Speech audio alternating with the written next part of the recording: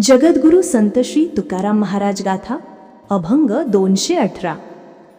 येईल ते घेईन भागा नभे जोगा दुसरिया, आवडीते तुम्ही जाणा बहुगुणानुसारिखी।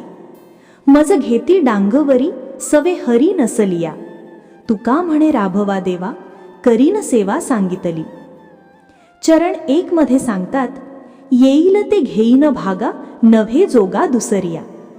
या ओळीमध्ये तुकाराम महाराज जीवनातील एक महान आणि अत्यंत कठीण वाटणारा आध्यात्मिक नियम सांगतात। तो म्हणजे येईल ते स्वीकार।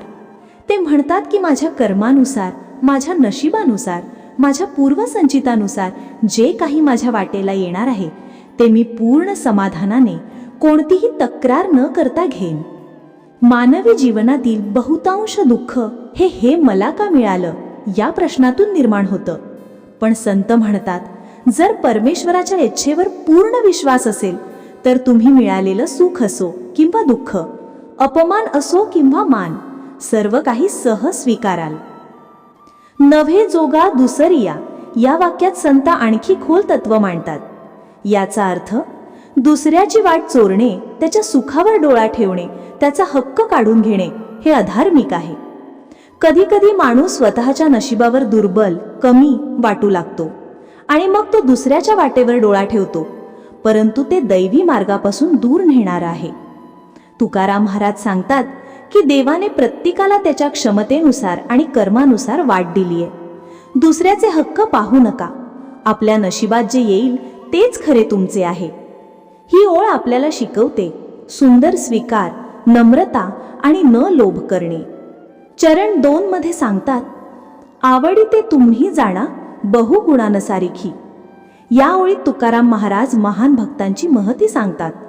ते म्हणतात की तुम्ही माझ्यावर जे प्रेमानं, आपुलकीनं, दयाळूपणे वागता ते तुमचे गुण आहेत। लोक कधी कधी भक्ताचे मन, त्याची निष्ठा, त्याची भावनिक भक्ती कमी लेखतात, पण संत म्हणतात की भक्ताचे प्रेम ही साधी गोष्ट नाही, ते त्यांच्या मनातील गुणांचे प्रतीक आहे।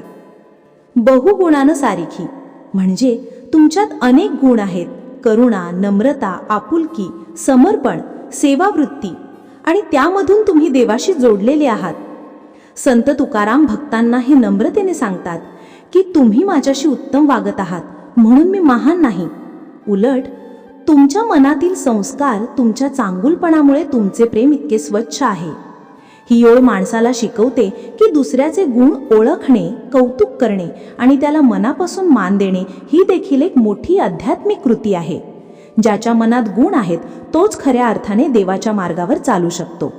चरण 3 मध्ये सांगतात, मज घेती डांगवरी सवे हरी नसलिया। या ओळीत संत तुकाराम म्हणतात की माझ्याकडे पाहून अनेक लोक असं समजतात की मी साधा आहे, भोळा आहे, अनाडी आहे। डांगवरी म्हणजे अगदी साधा, निरागस किंवा भोळसट।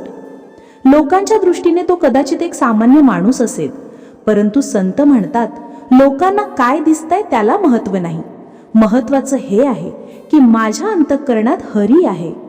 सवे हरी नसलिया म्हणजे लोकांना वाटतं मी एकटा आहे, माझ्यासोबत कुणी नाही, पण माझा खरा आधार कोण आहे? हरी। देव ज्याच्या संगतीत असतो तो कधीच एकटा नसतो, तो कधीच असहाय्य नसतो। हे वाक्य अतिशय सुंदर संदेश देतं की बाह्य रूपावरून एखाद्याचा दर्जा, सामर्थ्य किंवा आध्यात्मिक शक्ती मोजू नये।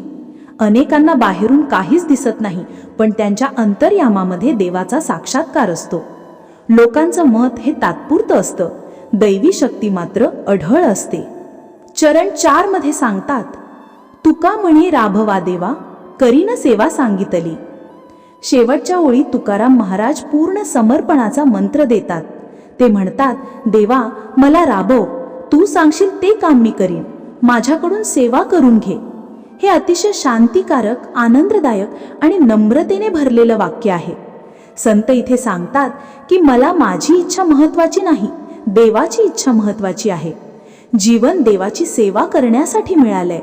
माणसाने स्वतःला केंद्रस्थानी ठेवू नये, देवाला केंद्रस्थानी ठेवावं।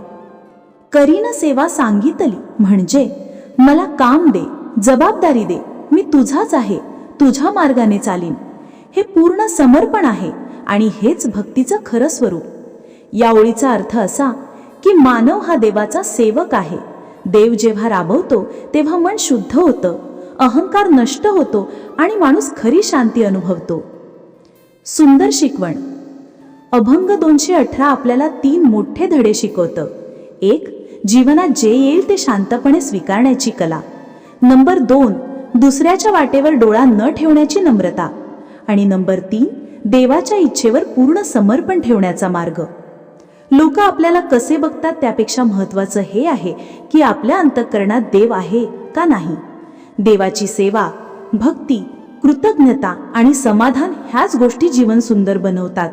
समर्पित मनाला कधीच भीती, अपेक्षा किंवा लोभ लागत नाही.